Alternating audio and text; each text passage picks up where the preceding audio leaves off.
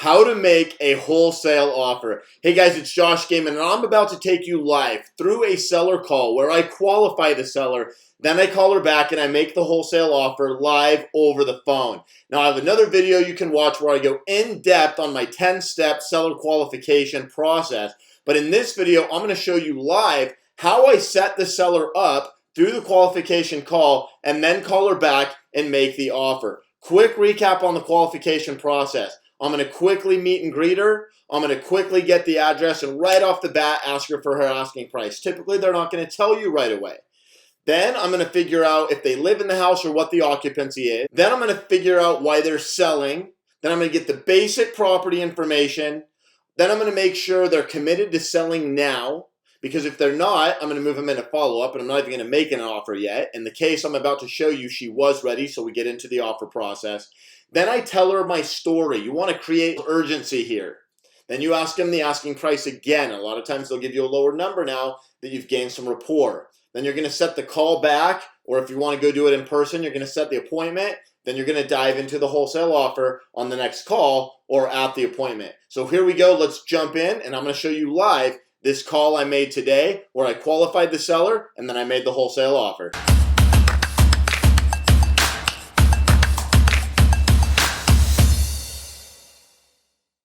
Hi, this is Josh.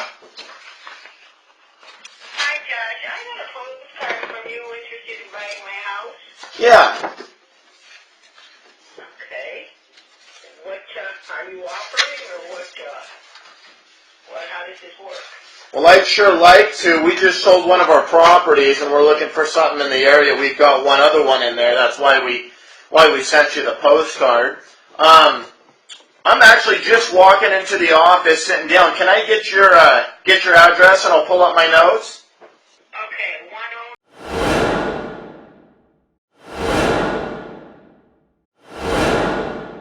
10. Okay, give me just 1 second here and let me pull up your address. How much do you want for it, Marianne? I'm interested in what you'd offer me. Okay, give me just a second. Do you know, have you been watching what they're going for in the area? Have I been walking with what? I said, have you been and you don't need to tell me what they are, but have you been watching what they're going for in the area? What they're going for? Yeah. Your neighbors' houses that have sold lately? Oh, anywhere from, I don't know, 189, something like that. I mean, the last one sold for. And I think the condo sold for 174 across, just on the next block, and that was a condo. Yeah, just a condo. Okay, give me just a second. And this is the house you live in, I'm assuming, correct? Yes. Okay. This is a golf course property. Yeah, yours backs right up to the course, I think, right? Yeah, I'm right on the golf course, yeah. That's perfect. Those were the ones we had sent that postcard to because that's what we're looking for. Do you know where you'd be moving to yet if you sold it? Have you gotten that far? Not quite. We're not that far, but I don't know exactly where yet. Okay. Did you guys have a timeline as far as when you were hoping to move? April or May. Okay. And the good thing about our situation, we just sold one. I might have said that, which is why we're looking to buy right now. So the close date, really you could pick any date you wanted. You could have a done deal and then just, once you're ready, head on out. We could do whatever date. Really doesn't matter for us as long as we know to put the money aside. Right. Are you guys staying local or are you snowbirds or? No. I live here year-round. I've been here for a while. Awesome. My kids are going to, what we're going to do is get a house big enough for all of us. My son is going to move out here. He's actually here, but his wife is still working in Indiana. She'll be out here in June. Okay. But, we're trying to get a house together before she actually moves out here. That makes sense. Are you guys going to be staying in the area, you think? On the west side there in Sun City area? Probably right around Surprise or something. Yeah. Not too far. I love Surprise. The one we just sold is in Surprise. Just right off of, just inside the 303. So it looks like you guys have been in this house quite a while, correct? Yes, we have. Okay. I love the lot. I love the location, how it's right against the fairway. It's just perfect. Yeah. Yeah, we have a good golf course view. Yeah. I can see, just from the, from the satellite, I can see that. It looks awesome. And then, this is a 3-bedroom or a 2? Well, actually, I don't know how to explain it to you. I use the one room as a 3rd bedroom right now. So what it is actually, I don't know how you would market it. A 2-bedroom with an extra room can be used either or, as a bedroom, as an office room, as something like that. Like a den, an office, a bedroom, whatever you want, kind of. Yeah. That makes sense. Is it on the back, like what used to be an Arizona room, or something else? No, there's off the Arizona room, there's another room.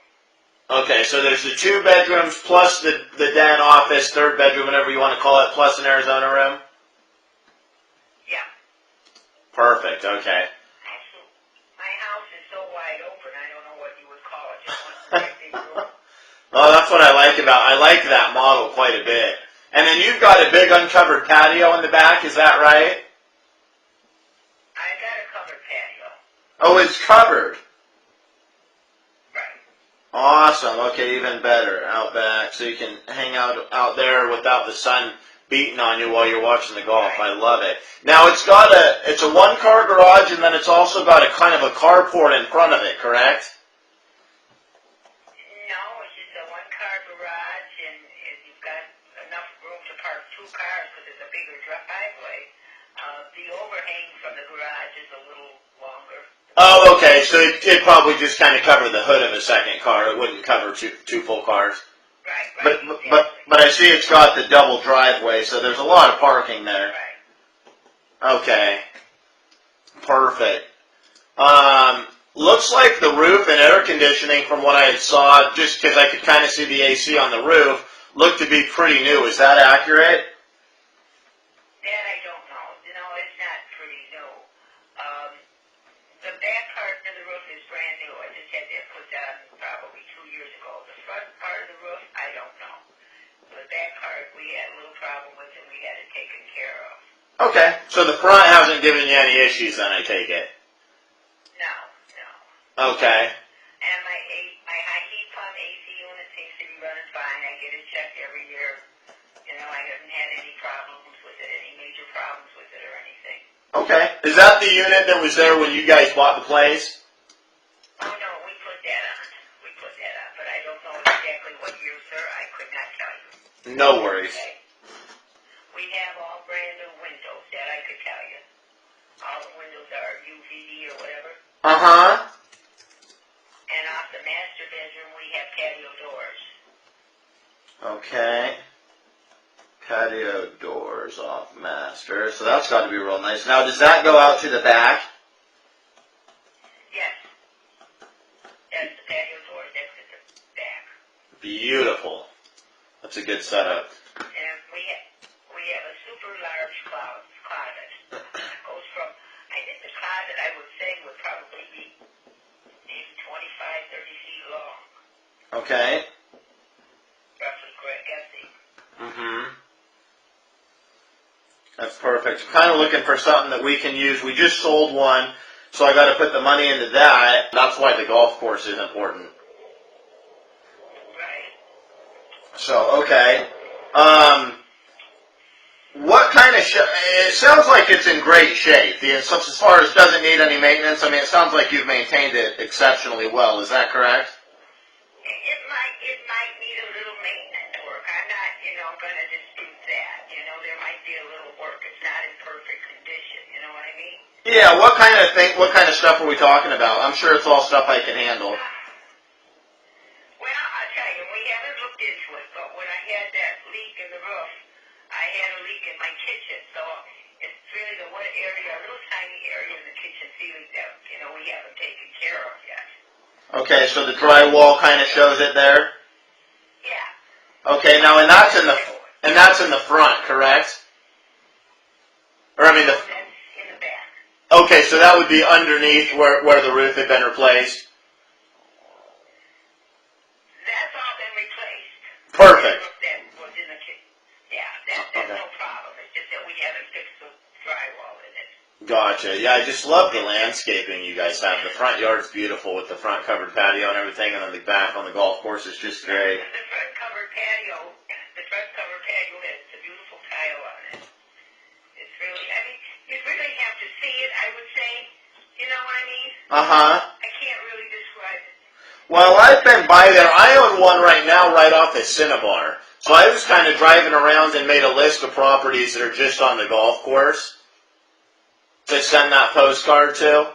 So I'm pretty familiar with the area. But yeah, it'd be great to see it, in person. Marianne, is this something, if you could get a price you liked, I know you still got to find the place you're going to move to, but if you got a price you liked, are you at a point yet where you could sign a contract as long as we gave you plenty of time to find a new place? However many months you needed? Yes.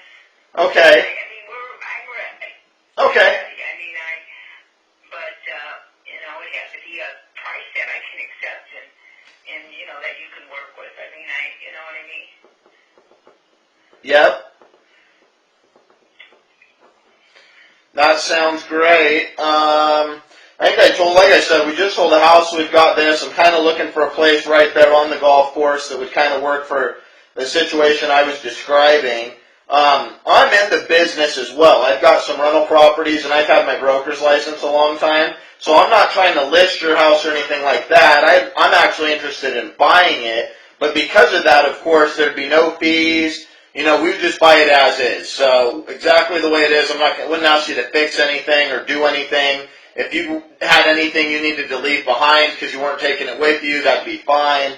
I mean, it could be pretty much the easiest way you want to do it. You just pick a date, and that's the date. And in fact, if that date needed to change, once you started shopping, we could extend it out or we could bump it forward. As long as you give me a couple weeks notice, we could adjust the date because I'm just going to park the money on the side, until we get ready to close. So it'd work really well. So with all that being said, I know you didn't want to give me an asking price. Is that still the case? Yeah, I want you to give me what you're offering, what you would offer me for it. Perfect. Okay. Yep. Marianne, is the number you called me from, is this the home or your cell phone? My home phone. Home phone. Is that the best number to call you back on?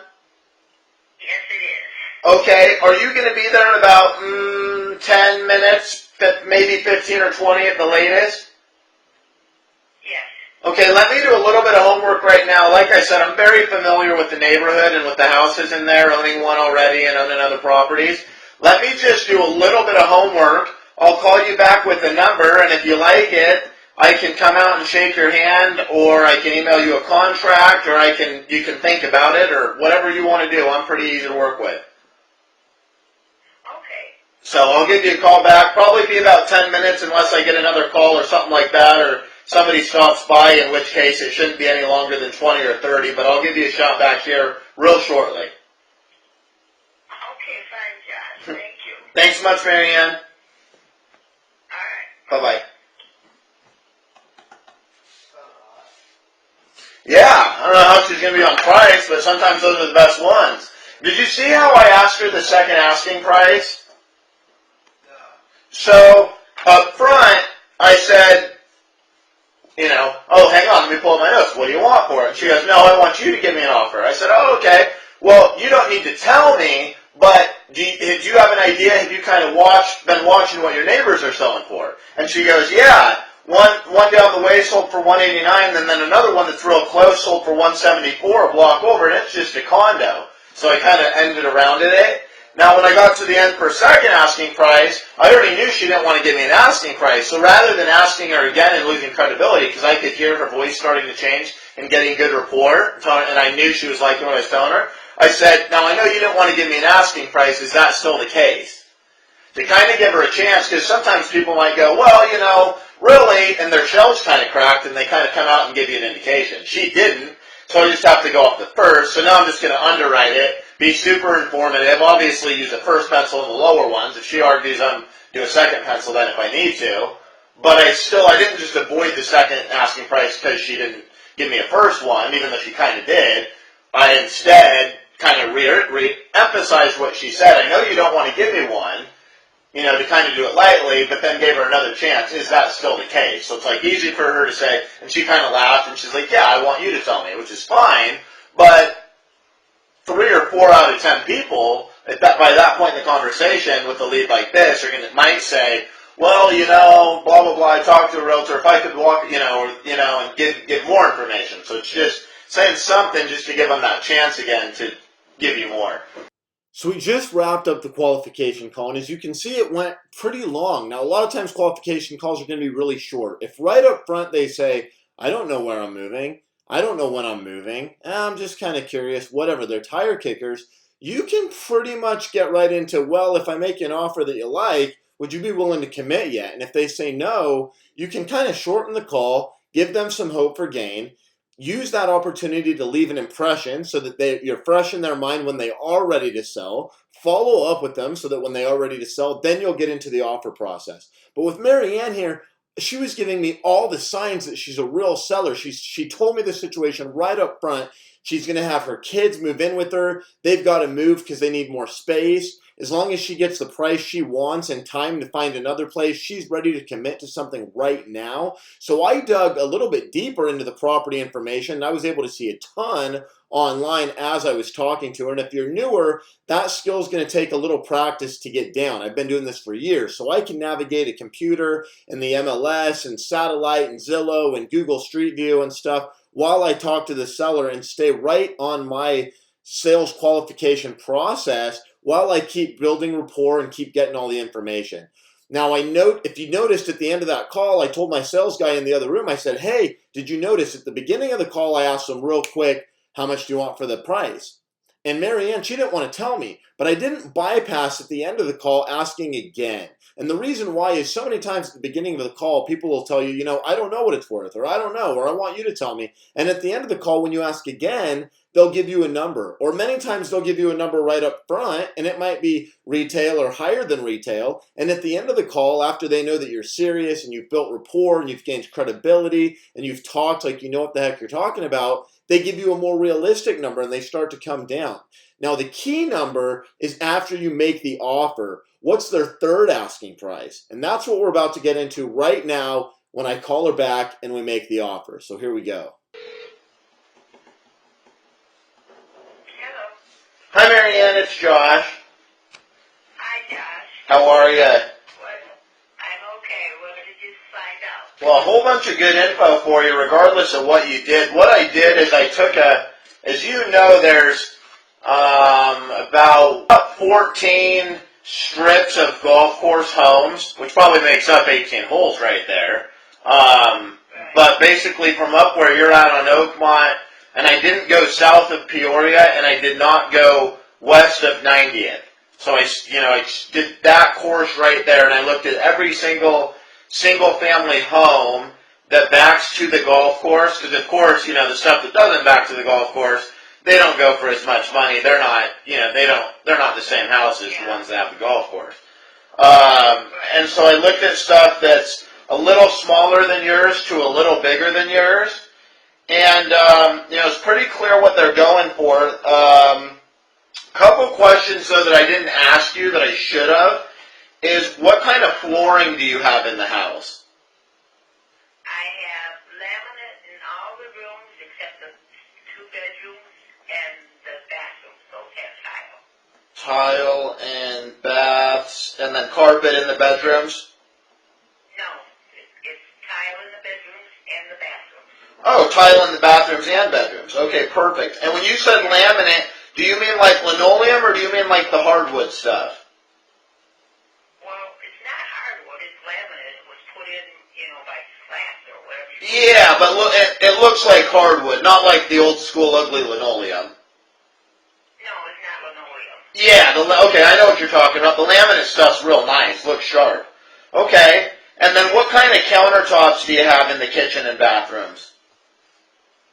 Well, the bathrooms are just your normal countertops. Just Formica, okay. Yeah, and the kitchen has granite. Perfect, okay. So it sounds like it's a real nice house, okay. As you know, Sun City has really high transfer fees. It's about $3,800.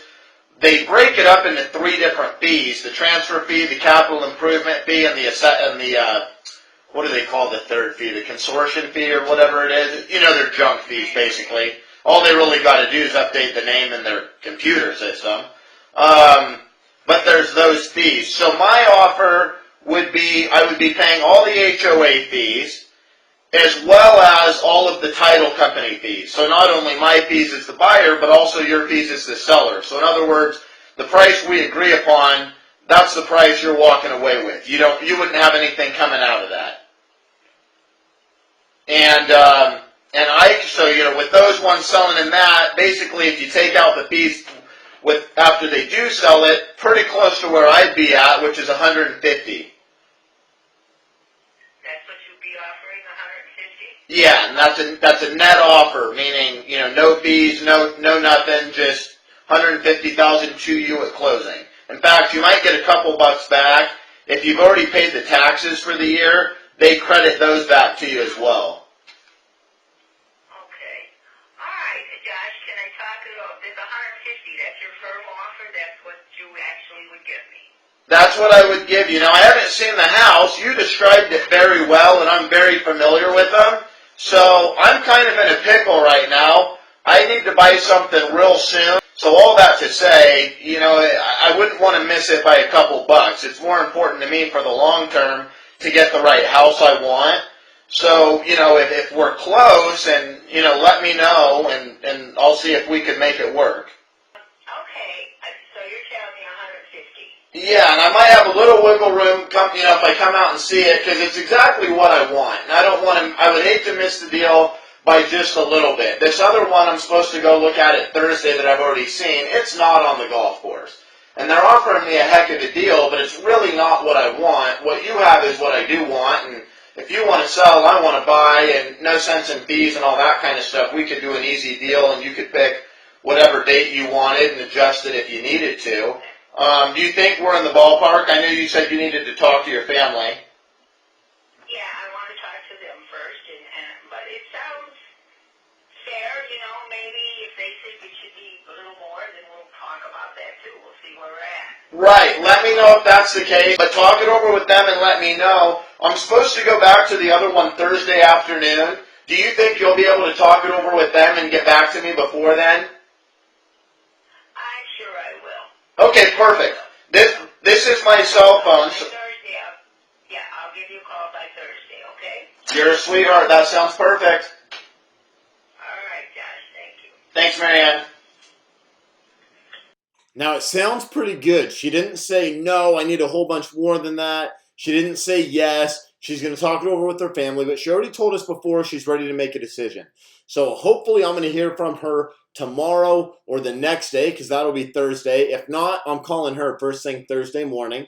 And I will keep you guys posted on YouTube and let you know what happens. So drop a link in the comments right now. Let me know what you think's going to happen. And if you haven't already, click the subscribe button down here and click the little bell right next to it, because that's going to alert you every time I drop wholesale nuggets for you guys. I hope you guys go out there and crush it, and I'll leave a summary if we get this deal in a part 2 series that you could click right here.